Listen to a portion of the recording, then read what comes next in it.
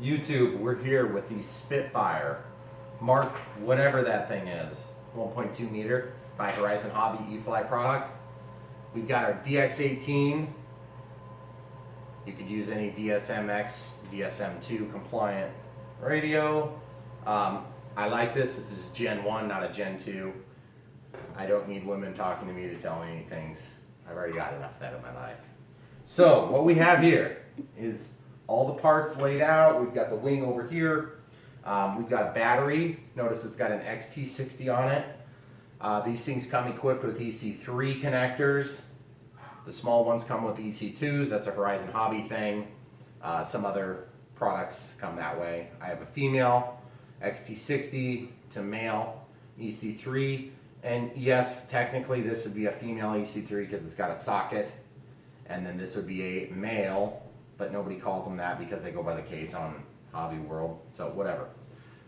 So I can use this quickly to test, but what will happen is at some point in the video, we'll go ahead and go downstairs, we'll chop this off, we'll install an XT60 female, and then we save the weight of having the adapter. But it's nice to be able to have the adapter so that we can build things up. So what we're gonna do is we're gonna turn on the radio. And what we're going to do is we're going to start by opening the manual to the first page. Sometimes these are hidden in another page. And I just want to show you what we're looking at here. And you can pause your screen if you don't have a manual. This is what we're concerning ourselves with. High rate, low rates.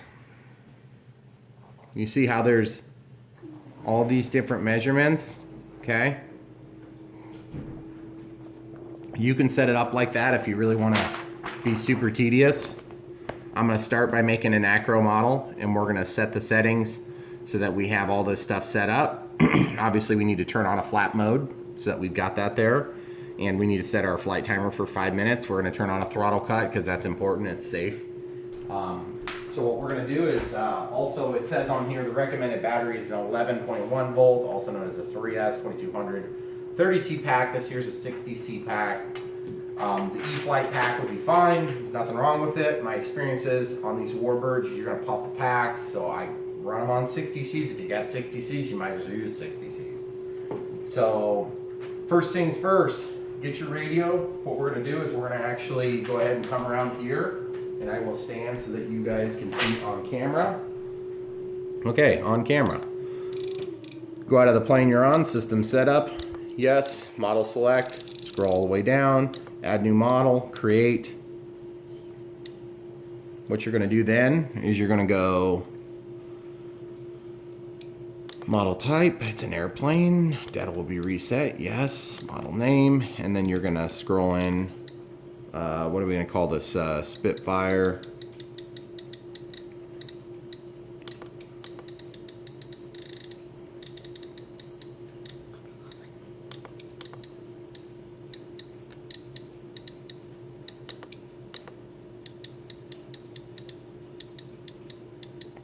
Ah, dang it, I don't want to go the wrong way. Sorry, guys.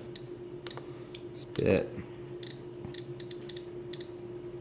Now, I normally would fast forward or pause it for this, but I kind of want you to see how this works, because sometimes there's some tricks where I'll press clear.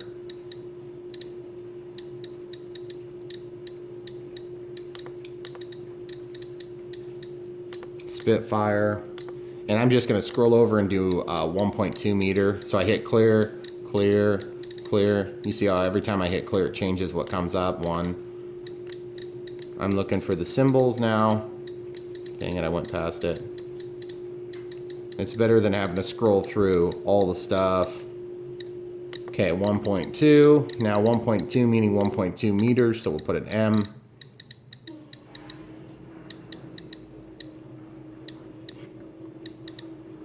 Okay, 1.2 meter. Okay, so now we can go back. And we're going to pause it for just a second here. Okay, so we got the model type figured out. So now what we need to do is aircraft type. We're going to change this from normal to one aileron, one flap, because there's one servo control with a splitter somewhere in there. And then the tail's normal. We'll go next. We're not going to do any of that stuff. We're going to change the picture so that it looks like a Spitfire. That's a P51. I don't think they have a Spitfire in here. Oh, look at that. That looks to be a Spitfire. Sweet. We'll bring it back. We aren't going to change anything else now out there. So now we're going to go into the regular mode. We're going to go to differential and expo. Might as well set it up over here. Go down to switch. I always set it to this 3-position switch, so I have a low, a medium, and off. Whoops. Dang it. Okay, so it's set to switch F. At the lowest rate for aileron, we'll go 10. Then for the middle rate, we'll go 20. And for the high rates, or the lowest rates, we'll go 30. And we'll actually lower the rates down to 90. I don't go to the 75% crap. I never need it to be that insensitive. Aileron, elevator, switch this to F as well. At 0, we're gonna be, or at the neutral, we're gonna go 10. We're gonna go 15, but check us out. When I pull up, it goes to that side. When I push down, it goes to the other. So I'm gonna push down, and I'm gonna scroll this up to like 30. So what that means is that as I push the stick down, it's gonna give less impact on that elevator. When I pull up, it's gonna give more because gravity's helping us on the way down, right? And then we'll go to the high setting, and we'll do the same thing, except we'll double it. So basically we'll go 30, and then we'll go on the down sweep, we'll go 60. And the reason I do this before I fly, guys, is because then I have a quick get out of jail free card. I can just flip the switch, I can change the control system a little bit, and then that helps me to get it to the ground safely. Okay, so rudder, switch it to there, switch F. Okay, rudder, we're always gonna want more rudder expo. We'll try 15. Remember, this doesn't stop your ability from using it. It just stops you. You have to move the stick further to have impact. Okay? And so as you move the stick, it's still always gonna work. It's just gonna be to a lesser degree. Now the dual rates actually reduce the amount of overall throw, whereas the expo just changes the point at which the stick position starts to impact reality. So it's important for you to figure it out and use it. It's a very helpful tool. Okay, so now throttle cut, that's very important. Turn it on to, I use switch H. The -130 is annoying.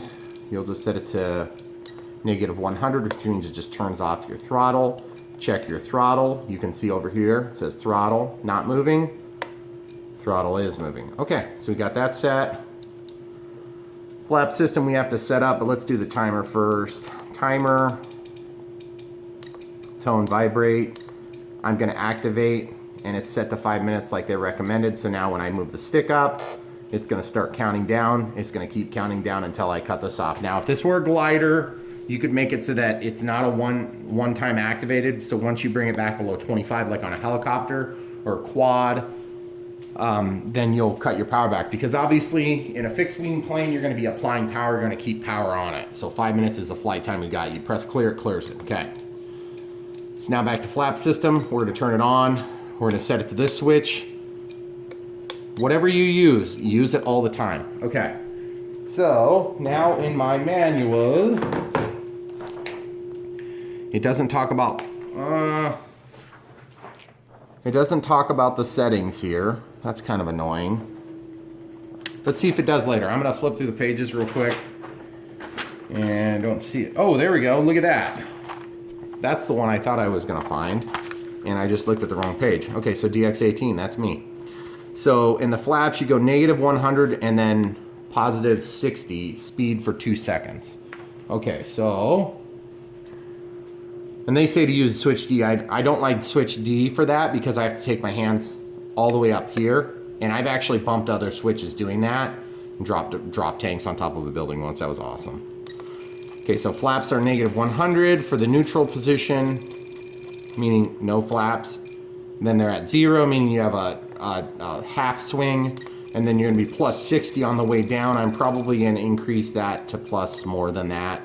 The normal speed becomes 2 seconds, meaning the deployment from when you flip the switch at full throw from 100 to negative 100 to positive 100 would be 2 full seconds. So if you're going from negative 100 to 100 or negative 100 to 0, then it's going to take 1 second to get there.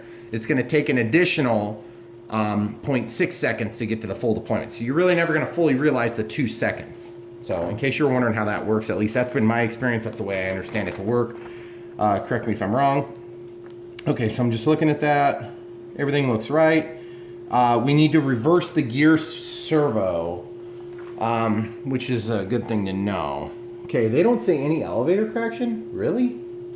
That's kind of cool. Okay, so we aren't going to set any elevator correction, I guess. If it balloons, we'll adjust it at that time. Let's go to Servo Setup, Travel. Let's go to Subtrim, Reverse. We'll go to Gear, flip it. Now it's reversed. Okay, so everything is set up. If we go over here, we can see things moving. Elevator, rudder, ailerons, flaps, gear, okay? Throttle cut. Now throttle doesn't move, throttle cut's off, it does move. Throttle cut's back on, that's a safety feature you wanna use. I don't get too bent out of shape about a lot of safety features, that's one I do, because it is something that will save your fingers. You're probably more likely to get hurt by chopping your fingers off than do anything else in this hobby, so just be careful with that. I'm gonna pause it, we'll come right back with the rest of it. Okay guys, so we're back from getting the radio set up. For now, we can go ahead and turn the radio off, save the battery. Instructions 1, say to go ahead and install the horizontal stabilizer. I have been known to forget to put this in. I don't know why, it's just something I do. So I'm gonna not do that since this is a video and I don't want you guys to copy me doing stupid things. So the first step, and this build video is gonna be all of what, like 25 minutes, and that includes setting up the radio. And that's pretty much the way it is with the Horizon model. I mean, you could take this to the flying field if you had charged batteries, and you could be up in the air flying. Oh, by the way, the canopy does not slide back. I thought maybe it slid back from some of the videos. I was all excited about that. It doesn't slide back, but that'd be a cool mod, and maybe I'll do it. Okay, so you can see 2 screw holes. You can also see the linkage for controlling the elevator throw. I'm gonna line one side up. I'm gonna get it started on the carbon fiber rod. I'm gonna line the second set up. How are we doing on visibility? We're good? Okay. Just get her in there, slip her down. Sometimes these things have to bite into the foam a little bit, so you have to like take them out and squeeze them with your thumb and forefinger to give a leading edge to thin it up a little bit just to get it in the hole. Once it's in the hole, it's fine. Yeah, and that helps a lot. If you can just take your, I'll just slide it out and show you. If you just take your thumb and forefinger and you just pinch just the leading edge, only the leading edge. Don't pinch all the way back, you'll make a poor bite on the plastic. And that will basically help you get this thing slid into the socket. Once it's slid into the socket, then you have to make sure that the 2 molded ends receive each other, which again, it's not hard. Just try not to force it until you feel like you're confident it's gonna slide in. Okay? So far so good, we're in. Now we need to go ahead and put those screws in, but one thing to think about is just flip it over, make sure everything is aligned properly. We're gonna be doing some trimming and stuff, so don't worry too much about exactly where this lines up. But for now, the drawings state to put it into the lowest hole. I would rather put it into the nearest hole and have the maximum control authority, and then I can back off with Expo. In this case, I'll probably mitigate that by going to the middle.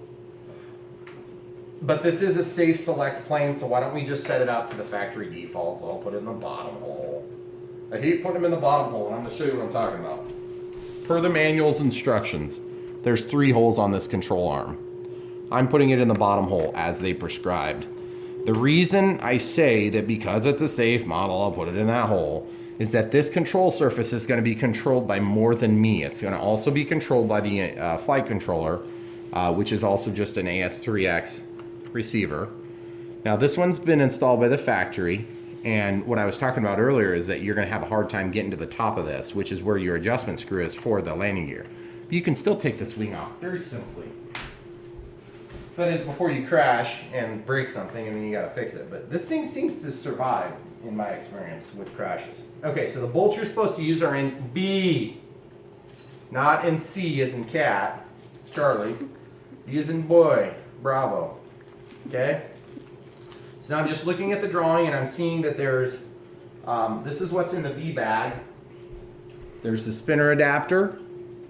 Then there's these screws. So from those screws, I can decipher that it's probably those two wood screws.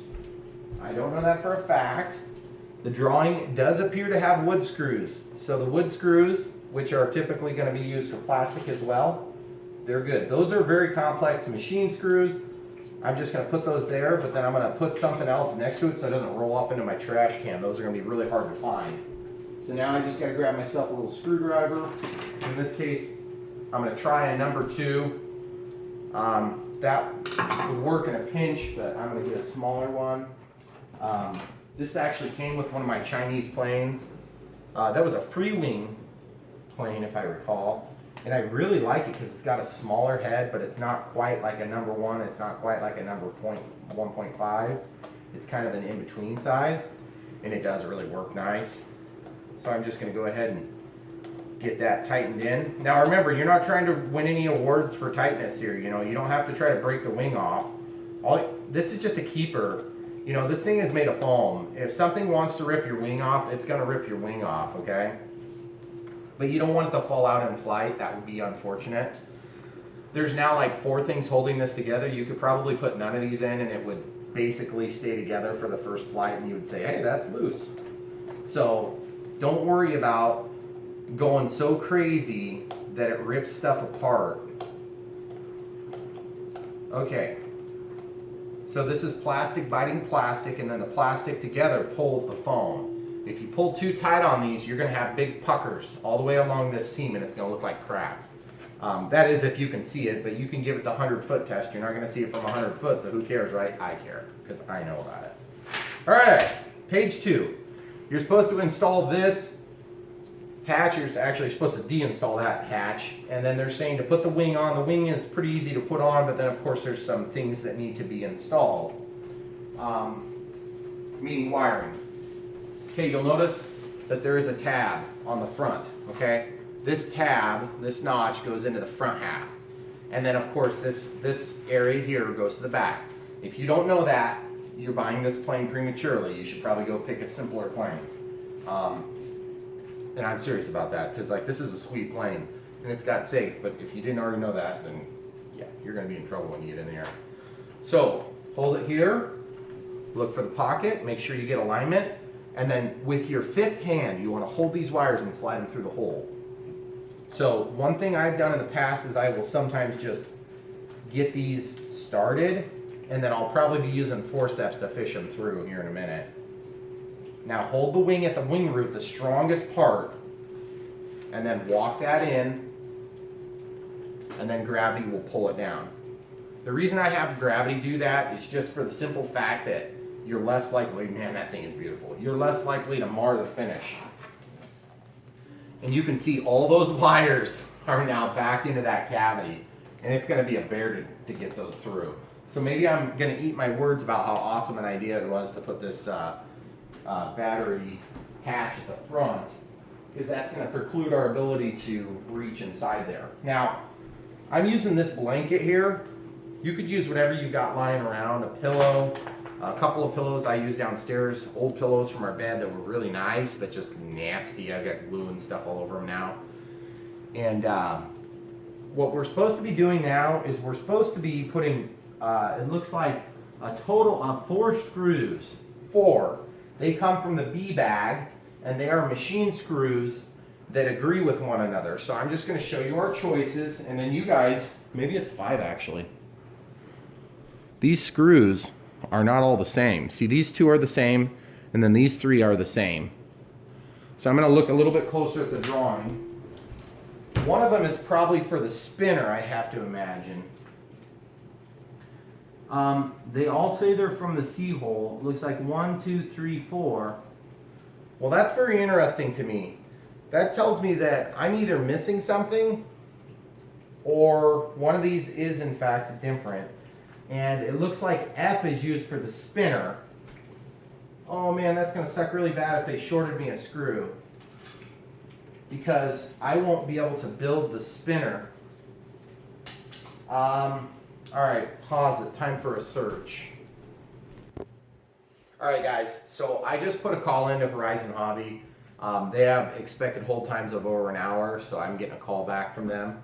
That's a feature that they have that most of the other companies don't offer, and it's very valuable. It is really annoying though, because like I'll be working on this and then I'm gonna go to lunch or something, and they'll call inevitably when I'm ordering lunch, and so I'm frantically going for the phone. But they are the best when you have a problem. Okay, here's the thing I think I figured out. There are a total of 3 long screws and 2 short screws. So this screw is the longer screw. They're all 2mm, and then this is the 3mm. Okay, so we've got the shorter ones and the longer ones. Since there's 3 longer ones, I figured maybe the 3 longer ones are what I need to actually make it through and penetrate through the spinner. Okay, the spinner has a hole. Watch this, this is the longer one. Drop it in, and it protrudes through. If I use any of the other supplied screws, it doesn't reach. The problem is the drawing shows what is a panhead screw, not this tapered style. That doesn't even make it through. So that tells me one of a few things. That means that we can either go ahead and use one of the long ones, and this is received and it is threaded right to go into the spinner adapter. It just doesn't match the drawing. And what I'll do is I'll show you the drawing here, and then you guys can make up your own mind. But my guess is they probably made a change in their design, because look at that screw. Does that screw match at all? That screw.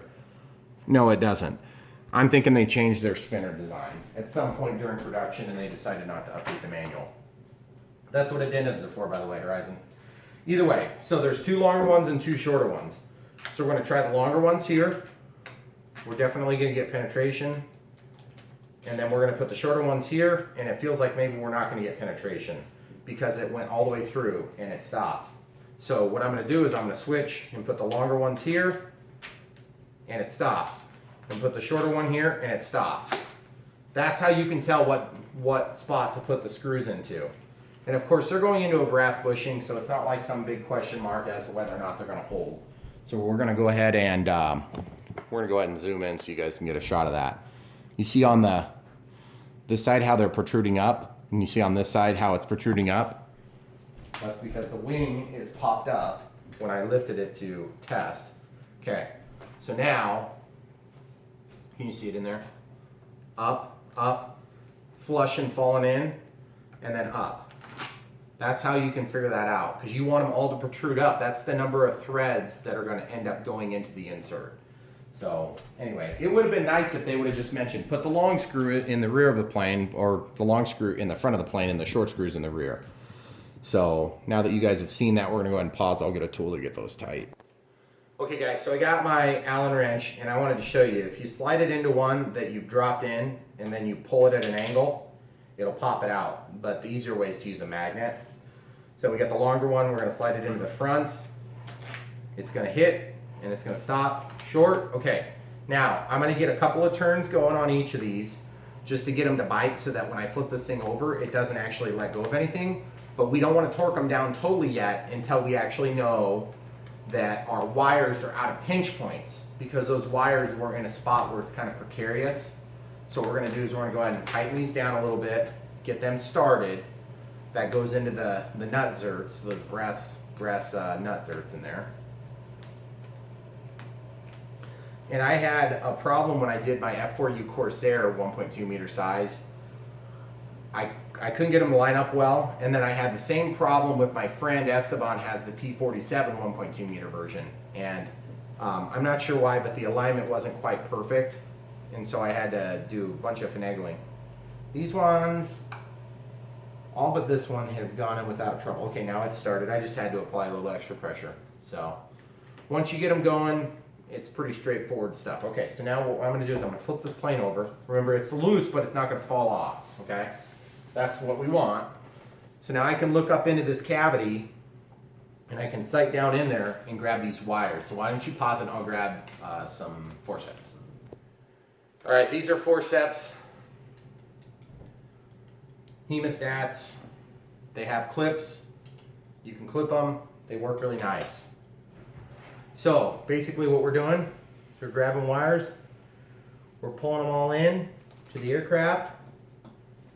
And what that's going to do is that's just going to ensure that we don't have any that are pinched around the wing surfaces. And once we've ensured that all of them are pulled up, or what we believe is all of them, I'll give you guys a crack at looking in there. Okay. So you're going to need some hemostats or some forceps there, because it's going to be hard to reach those things. They give you a lot of wire here. I kind of wish they would told you to drop the wires out the bottom and then plug them in. In fact, that's a great plan. And let's just look back at the manual. It doesn't say to do that, but it probably should. So we're going to go ahead and pause it, and I'm going to flip this over and we'll drop the wires back through, and we'll just do it this way. Okay, go ahead. You can just let it play. So unfortunately we got to do this again. Also, I got a hot glue gun. The hot glue gun is for the Servo Connections. I have made a habit of just putting one little drip of hot glue between the male and female connectors of servo harnesses that are inaccessible, especially. And it's a light solution. You want to do it on a real small plane, but you just don't want your wires to come undone. That's the thing. Servo extension cables sometimes come with clips that will hold. They're usually very effective. I like them. I use them. But when I don't have clips, I'll go ahead and just use a little dab of hot glue. Okay, so we're just going to do this the smart way. Horizon, maybe you should throw this in the manual when you fix your screw drawings. Okay, so we're going to lay that aside. Now you can see what's going on inside of here. Okay? Which incidentally, what the heck? That's weird. It's on the inside hole for that? On the elevator? Jeez, that's weird. That's on the inside hole of the servo arm. And then it's on the inside holes what they asked for on the elevator. Jeez, that's not very much throw. Surprising. Okay, so what I'm going to do this time is I'm just going to look. I see the bind plug here, so I'm just going to leave that where it is. And then everything else, I'm going to drop it back to where it falls down into this cavity. So I'm going to reach in there with the forceps from the back side. I'm just going to grab and just very gently pull them through. Try not to mar your cables up, because obviously with forceps you would be able to pinch them on there. There's two antennas off of this receiver, and so you'll want to be mindful that you don't pinch those wires either. Okay, and it looks like that one's already plugged in. And basically everything else needs to go down. That's throttle, so that one stays up because it's already plugged in. Looks like they already plugged in the Y cables and all that good stuff. So we're just sliding that down. Okay, so we've got it. We got everything poked down with the exception of the bind plug extension, which is already in, and then the throttle, which is not going to get, we'll just tuck that back up into the airframe after a minute. But you see how much easier this is going to be, guys? It's going to be like 100 times easier. Because now we can just lay this down, get our connections made, try not to drop our screws out. So we're just going to go like this.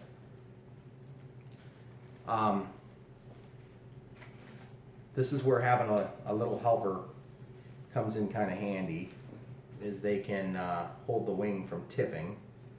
So I see gear, so I'm going to plug in gear. I see another gear. I'm going to just attempt to untangle it as much as possible. And then I'm going to plug in the other gear. Make sure that your brown goes to your brown and your orange goes to your orange. Double check each connection. Make sure you're not tangled like crazy. Got two aileron wires here. So we'll go ahead and do that next.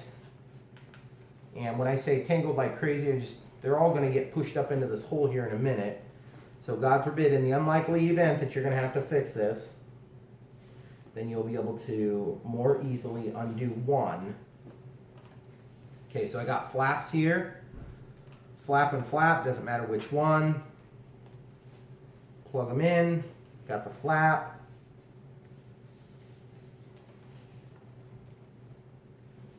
Okay, so there's the other flap.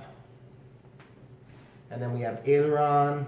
And remember, ailerons and flaps and all these things are, it doesn't matter which one's which when you have a Y cable involved, because the output's identical. Okay, so this is another aileron. Okay, so once you get all these lined up, then as you glue them, you're going to go ahead and double check your connections, okay? There's a good positive clip on these connections. I need a helper to step down from the chair and hold this, and then we're going to go ahead and glue these real quick. Step down, hold that wing tip, just so it doesn't tip. Hold it, okay. So now I'm going to take my hot glue gun. We're just going to fold this little thing back.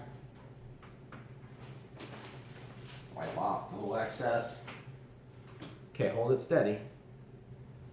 Okay, so you're just going to do a little dab and a little dab, because sometimes the backside will actually come off of these too. I've had that happen before. That's a real fun thing. It's not supposed to work that way, but you know, things aren't supposed to break. Things are supposed to come from the factory perfect, right? Don't tip it, please. Just hold it nice and steady. Okay. Okay.